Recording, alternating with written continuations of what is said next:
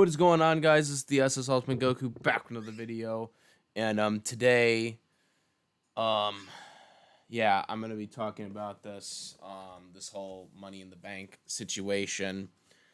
Um, you know, I made that rant video right after it happened. Did not watch the main event. Did not watch Raw last night. As I said, I'm true to my word, guys. The whole logic that is always brought up every time when uh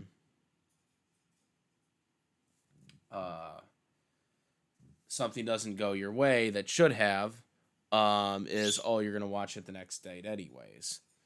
So I don't, just for that alone, because that is the argument, and I encourage more people to do that. Because I always hear that being thrown around, and I think it's a dumb argument to begin with. But considering that WWE is streaming now exclusively and doesn't have home media anymore, but again, people use the argument of that, which also validates the argument that WWE doesn't really necessarily care about the wrestlers as much anymore as the advertisements, because you have advertisements all over the rings, all over the weapons now. Like, we've seen ladders having a sponsor now. We see tables now have Slim Jim on it. And soon we're gonna see chairs have like some sponsor on the bottom part of it, right? It's a miracle they haven't done that yet. Maybe we'll have kendo sticks start to have like things on the on the kendos now, right? But anyways, Money in the Bank really pissed me off, and I know it pissed a lot of people off about LA Knight not winning, and it still pisses me off right now making this video. LA Knight has busted his ass off for 3 fucking years to be the guy. And he's being cheered every time his merchandising is up. His merchandising was the top seller for several months when he was first on the rise, and still to this day is still very much up there with the likes of Jey Uso and top tier guys like Punk, Cena, and Cody. Okay. He meets every criteria to why he should be a world champion. He is the guy that is just as good as Jey Uso. Now, as a shock to me, because I found this out since WWE loves to post social media video clips of Raw and everything that they do like hours after the show now, right? That's what they always do now, which I think is dumb, by the way. But you know, they post little clips and stuff on YouTube right away, which is just kind of insane when you think about it, because it kind of devalues watching the shows to begin with. But they do that. Apparently, Gunther beat Jey Uso, which just shocked me because he's only been champion for 2 months, really. I mean, wait, two months and a week, I think it's been. He's been champion for, and he lost it to Gunther. Lost it back to Gunther. And I questioned this decision. Not because I don't think it's the right or wrong move, just the fact that the reign was so quick. They gave him this title reign at WrestleMania. Now, they could just be giving it back to him or whatever, and we could always see that. But I don't necessarily know if that's a thing. I am wondering if he lost the title because they look at Jey Uso as nothing more than an entrance, because that's what he is. And I said it before WrestleMania, I thought it would have been pretty bad for him to have won because he's just an entrance. He's just an entrance. After that, the crowd doesn't really seem to care. And that seems to be the consensus. I am wondering if Jey Uso won't win the title back now. Now, this has opened the possibility for LA Knight to get the world title. I don't think so. I don't think he's going to win King of the Ring. I know a lot of people are optimistic. Like, and that's the thing. Like, I'm so sick of the optimistic point of view of this now. Is like, oh, if we wait, oh, if we do this, oh, if we do that, it will come. I'm sick of the waiting game with this shit. He's already been United States champion, which were uneventful title runs. I mean, yeah, I like the custom LA Knight leather strap that they gave him, which I thought was kind of unique in itself. I like that. Don't get me wrong, but it never felt like LA Knight really had proper storylines after he won that title from Logan Paul. Okay. And then, of course, when he won it the second time, it was just basically him being transitional to Jacob Fatu and giving him a WrestleMania match because it didn't look like he was going to have one. But then when he won the U.S. Championship, then all of a sudden he was positioned into having a title match with Jacob Fatu. And, of course, Jacob Fatu and LA Knight got that crowd going. Like, if you look back before that match, okay, the crowd was fucking dead. Okay, nobody cared. And unfortunately, we're going to have to experience that dead crowd again next year because they're going back to Las Vegas, another dumb move by them. So LA Knight got that crowd back into... he got that crowd interesting again. He got people wanting to, be interested in this card.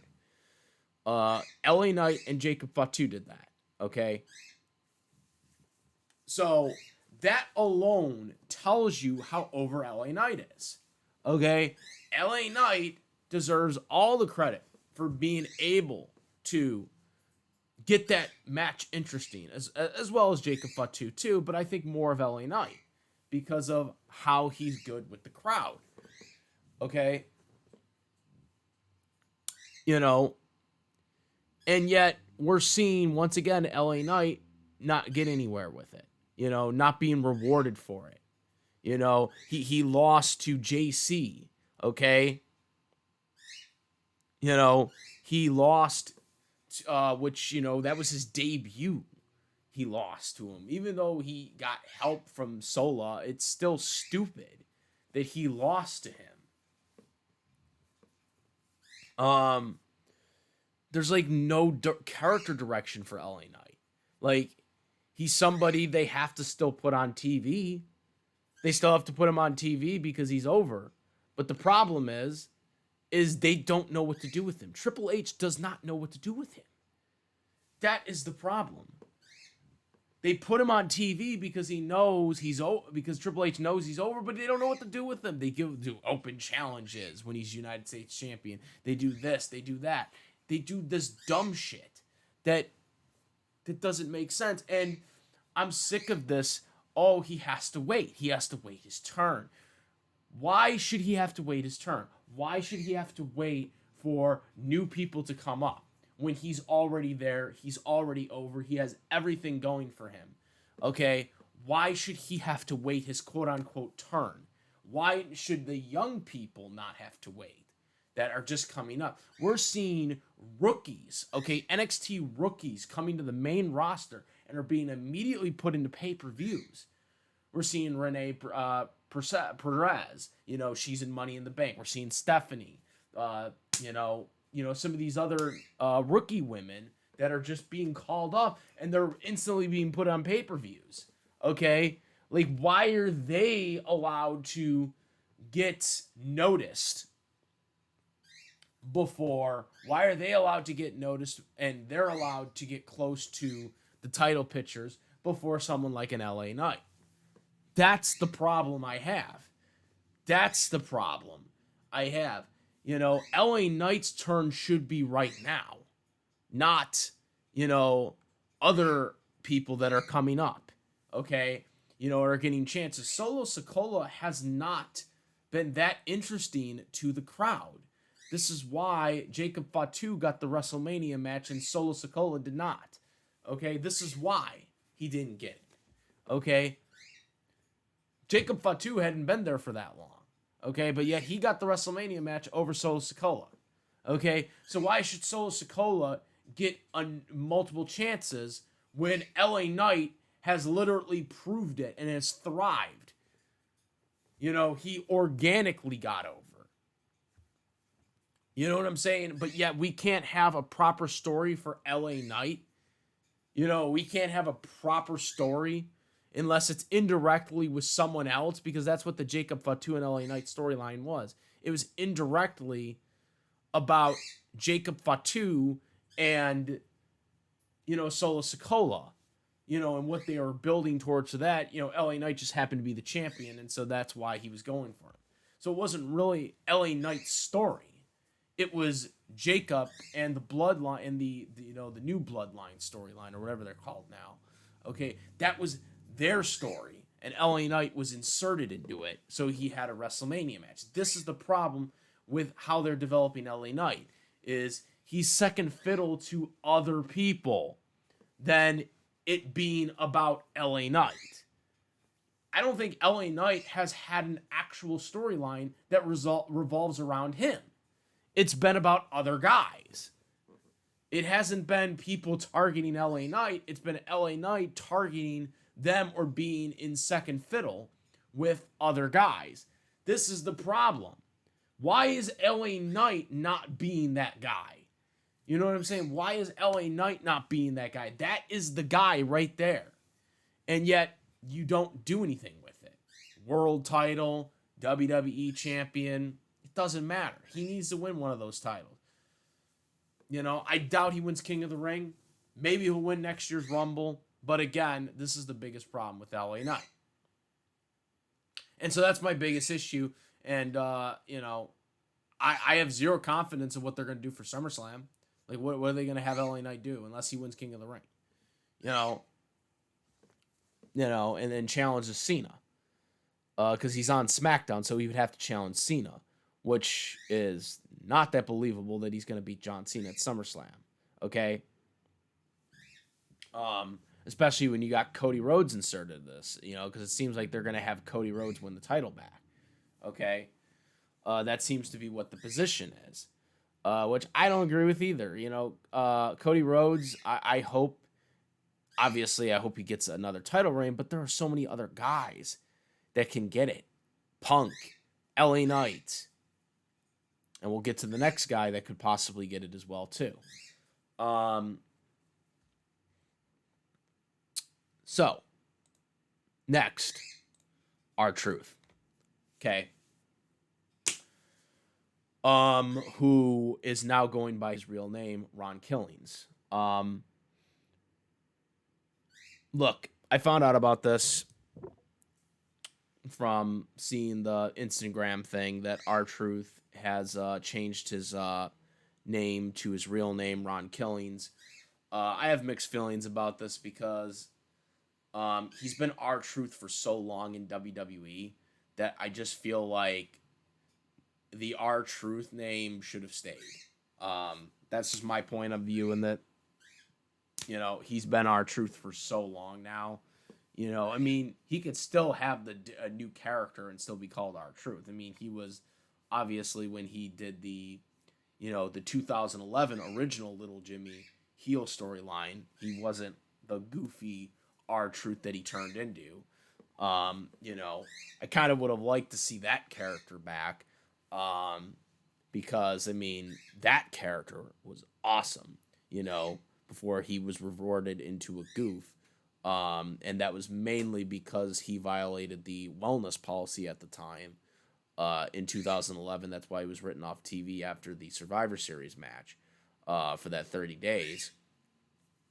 He came back and turned into the goofy babyface. And he was that character for pretty much until now. I like what they're doing with R-Truth, but here's the thing now. now that R-Truth has been brought back, because this was not originally a work, it's turned into a work. But I do believe that this was not a work. He was legitimately released. Um, this has become a work shoot because they're turning it into a storyline. It wasn't a storyline, but they're turning it into a storyline.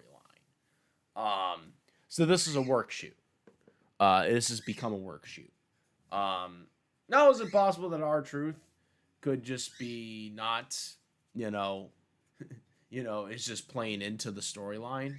Yeah, it's possible, but then his son talked about it, and again, R-Truth could have been like, yeah, I'm kayfabing you, but I don't believe that, not in this climate. Yeah, R-Truth is from the kayfabed era of wrestling, but I don't think with the way the social media climate is today, I don't think he would have been like, yeah, son, it's all kayfabe. But no, I don't think he did that. I think this was real. He was 100% released and then rehired. Um, but him going to Ron Killings is gonna be interesting because, like, again, if this really was a work, why would he lose to JC on SmackDown if you were planning on changing him into Ron Killings over being, the goofy Ron Cena R-Truth? Okay, you wouldn't have him lose on SmackDown to JC. Okay, so that's the thing. Um, this is 100% real, and they're turning it into a storyline. Um, I don't know what the original plans for that tag match ending was, but obviously it made it better. Him cutting his hair, I thought was out there, but I mean, obviously it got a reaction. I like his character because R-Truth is like, he's a baby face, but he's doing heelish, like from that promo, he's doing heelish tactics. You know what I'm saying? Like, he can't be a heel, so he's kind of still, saying stuff, good, positive stuff to the fans, but he's being more of a heel character, um, you know, of a baby face. So, and I think it's gonna work because the fans are connected to it. Um, it makes R-Truth a legitimate threat to to the uh, to the title. I don't know where you go. Like if he wins King of the Ring or goes to challenges Cena for SummerSlam or wherever. I would like to see the WWE title. Which they're doing with the world title now because Jey Uso lost the world title within 2 months. You know, I would like to see the WWE title, be lost here and there. Where it's not like, oh yeah, he's gonna have the title for a year, or he's gonna have, when he wins it at WrestleMania, he's gonna hold on to it, because it seems like the past few years, since well, actually not the few years, even going back to Roman Reigns having it for 5 years, when Vince McMahon was still in control, is that they were going into this direction of the titles always going to be held by the same guy long term and stuff like that. They started this with Roman Reigns having it for that long. Then when Roman lost to Cody, I thought Cody would have the title for, as long as he did, but I didn't know if he was going to, go on to. I thought he may have had it for around the same time CM Punk had it for, in 2011 to 2013. But I didn't think he would have it as long as Roman. And I thought we would go back to the way things used to be, where it was like you could have a long title reign, but then at the same time you still possibly lose it at almost any pay-per-view.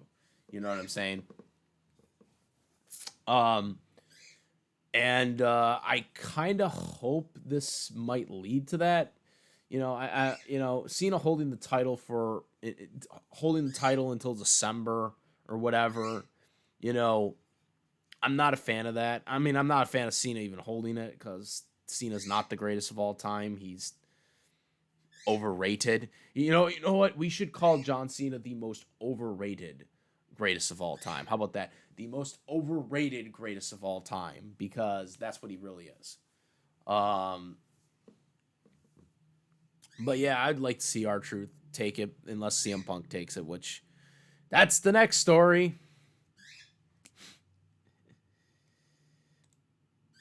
This is a good promo, by the way. So apparently John Cena is fucking taking on CM Punk at Night of Champions, which is in Saudi Arabia, by the way.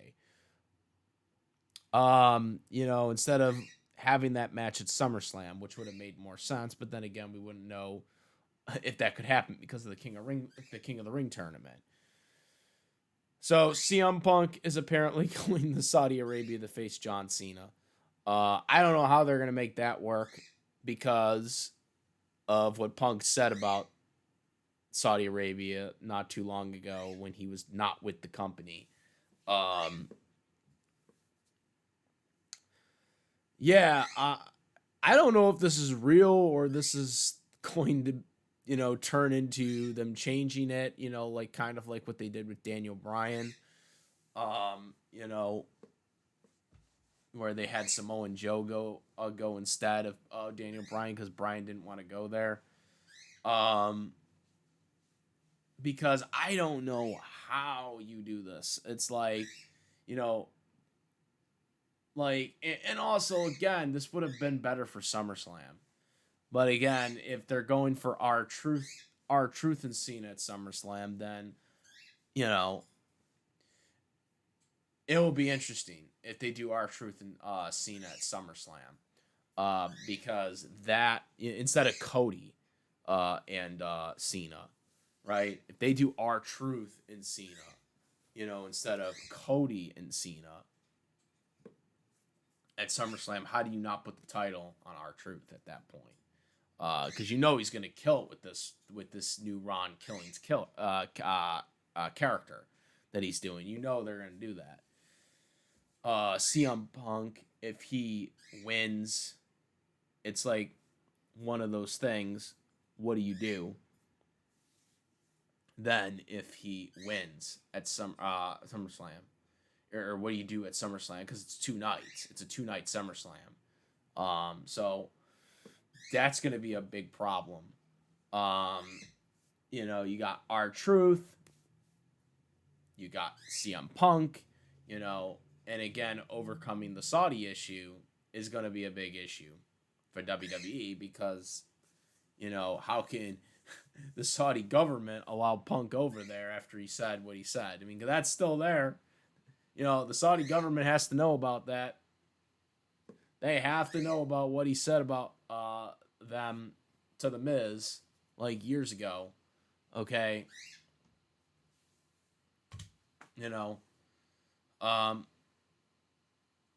That has to be taken into account. But yeah, I'm not a big fan of the direction that WWE's going with this, with title. Maybe LA Knight wins King of the Ring and goes for the world title. I don't think that can happen because he's on SmackDown unless they're doing a draft soon. And then you got Seth Rollins too, who might cash in, which would be kind of interesting if Punk wins and then Seth cashes in. And that would make the title for SummerSlam. But then again, what do you do with R-Truth and Cena then? So again, it makes no sense. Again, Money in the Bank should not have gone to Seth. It should have gone to LA Knight. But yeah, guys, that's my thoughts. I'm still pissed about this whole what they're doing. Comment, rate if you like this video and my videos. Please subscribe, hit the notification bell for the latest content. Thank you, and I'm out. I'm the S. Sultan Goku. I'm out of here. Peace.